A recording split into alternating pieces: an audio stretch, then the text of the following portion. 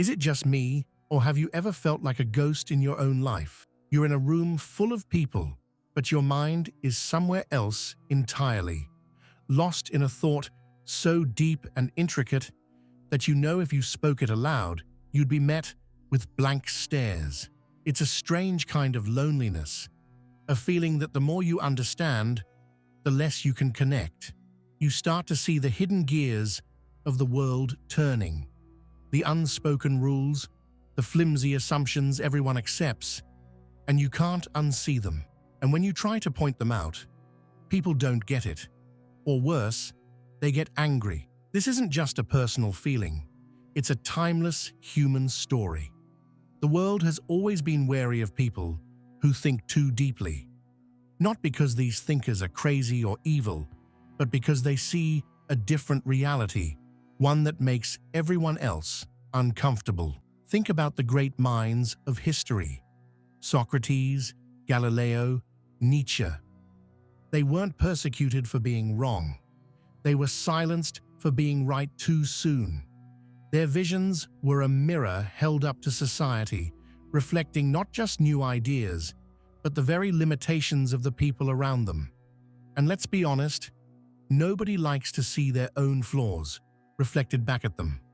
So, why does this happen? Why is intellectual depth so threatening? It's not a flaw in you. It's a feature of human psychology. When you stand next to someone who is physically strong, you don't feel small. You might even feel a sense of safety. When you meet someone who is wealthy, you might feel a little envious, but their success doesn't attack your core identity. These are external qualities. They are outside of you. But intelligence is different. It's not something you wear. It's what you are. It's woven into the very fabric of your identity, your beliefs, your worldview, your understanding of yourself. When a deep thinker comes along, they don't just introduce a new topic, they challenge your very sense of self. They ask the questions you've never dared to ask. They see the world in a way that makes your own perspective feel, well, a little small. It's a primal threat. Psychologists call this the mirror effect. You're not just seeing an intelligent person. You're seeing a reflection of your own intellectual comfort zone. And the human ego will do almost anything to avoid discomfort. Instead of curiosity, there's resistance. Instead of engagement, there's dismissal. The biological blueprint of fear. Now here's where it gets really interesting. This isn't just a social dynamic, it's a biological one. Did you know that when people feel intellectually outmatched, their brains can react as if they're facing a physical threat? Yes, our brains can literally perceive deep thought as a threat. The amygdala, the part of our brain responsible for our fight or flight response, gets activated when we feel intellectually inferior.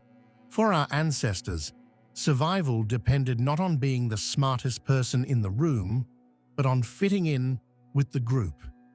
Being cast out of the tribe could mean death. So, our brains are hardwired to prioritize social harmony over intellectual truth.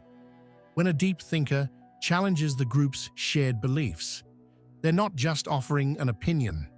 They're unknowingly disrupting this ancient social balance. It triggers a primal defense mechanism. That's why you might feel a sudden tension in the air, a quick change of subject, or even outright hostility. It's not a personal attack. It's an instinctive reaction to a perceived danger, a threat to the collective identity, and a challenge to the established order. This fear response is even more dramatic in groups. A 2021 study at Stanford found that people feel less threatened by an intellectual in a one-on-one conversation, but put that same person in a group, and the threat response spikes. Why? Because group dynamics are all about social status. If you feel intellectually outshined by someone else, your instinct might be to undermine or exclude them to protect your own standing in the group. This is why deep thinkers often have their best conversations in private, but struggle to be heard in a crowd. The comfort conundrum. Beyond biology, there's a cultural and psychological reason for this resistance: our deep-seated preference for comfort over truth. The human brain is a master of efficiency. It prefers simple, familiar information because it requires less energy to process, a phenomenon known as cognitive ease. A deep, complex idea, on the other hand, is mentally difficult and thus, by our brain's logic, potentially dangerous. This is the root of so many cognitive biases. Status quo bias.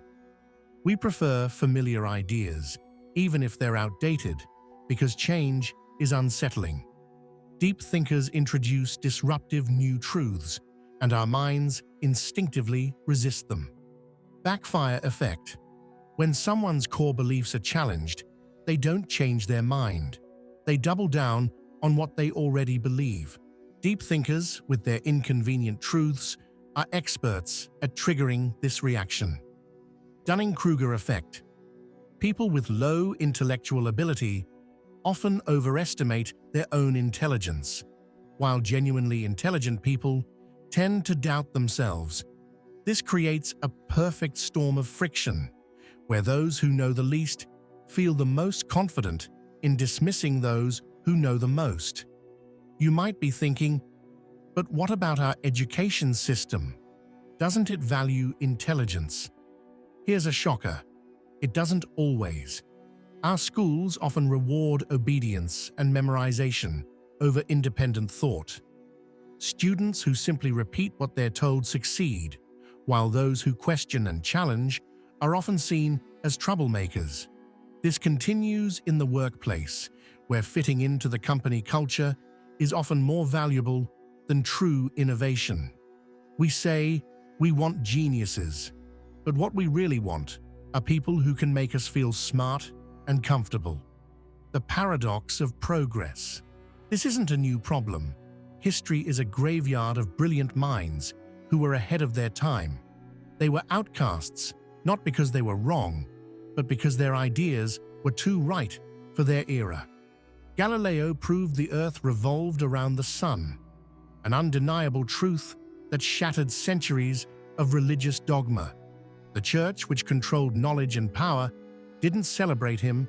They branded him a heretic and put him under house arrest. His crime wasn't a lack of evidence. It was the threat his truth posed to their authority. Nietzsche challenged the very foundations of traditional morality, arguing that society was built on comforting lies. He was dismissed as insane, his work ignored. It was only after his death that his philosophy began to influence modern psychology and existentialism. Nikola Tesla was a visionary who dreamed of free, wireless energy for everyone. But industrialists like Thomas Edison and J.P. Morgan, who profited from selling electricity, saw his idea as a threat to their business model. Tesla died broke and forgotten, while others built fortunes using his stolen ideas. Alan Turing, the genius who cracked the German Enigma code and helped end World War II, was persecuted for being gay. The country he saved from tyranny cast him aside, leading to his tragic suicide. These aren't just isolated stories, they're a pattern. Society celebrates intelligence in hindsight, after it's been proven safe, and no longer threatens the established order. In the moment, it's often met with fear and resistance. So, where does that leave you, the deep thinker? Are you doomed to a life of isolation? Absolutely not. This isn't a curse, it's a challenge. It means you have to be a strategist as well as a philosopher. You have to understand that not everyone is ready for your depth. You need to learn how to navigate the world without dimming your own light. Choose your audience. Not every person or every setting is right for a profound conversation. Save your deepest thoughts for people who truly appreciate them. You don't need 1 million followers. You just need the right friends. Embrace solitude. The great thinkers of history didn't find their truth in a crowd. They found it in quiet contemplation. Embrace your alone time, not as a punishment, but as a privilege, a space to think, create, and grow without the pressure to conform. Learn to translate. As Einstein said, if you can't explain it simply, you don't understand it well enough. The truly brilliant minds can make complex ideas accessible. Learn to communicate your depth without overwhelming others. So, if you've ever felt like an outsider because of the way you see the world, remember this: you are not broken. You're just seeing a reality that others aren't ready to face. You are the vanguard of change. And while society may fear deep thinkers, it is deep thinkers who ultimately push humanity forward. If this resonated with you, share your thoughts below. What's one deep idea you've struggled to share? Let's start a conversation. Subscribe for more free, valuable videos.